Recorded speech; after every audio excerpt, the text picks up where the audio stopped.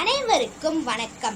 நான் உங்களோடு இந்த வீடியோ மூலமா ஷேர் பண்ண போறது எல்லாருக்கும் பயனுள்ளதாக இருக்கும்னு நினைக்கிறேன்.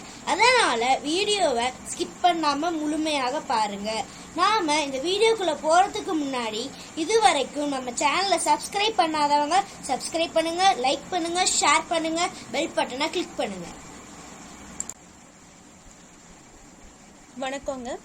இந்த பதிவில் நம்ம பார்க்க போகிற முக்கியமான டிப்ஸ் என்ன அப்படின்னா, நம்ம வாழைக்காய் அறியும் போது நம்ம கையில் என்ன ஆகுது அப்படின்னா பிசு பிசுன்னு ஒட்டிக்கும். அப்புறம் என்னாகும் அப்படின்னா கரை வந்துடும். ஸோ இது வராமல் எப்படி நம்ம அவாய்ட் பண்ணுறது அப்படின்னு பார்த்தோம்னா, நம்மளுடைய உப்பு இருக்கு இல்லையா, உப்பை நல்லா கையில் அப்ளை பண்ணிக்கோங்க.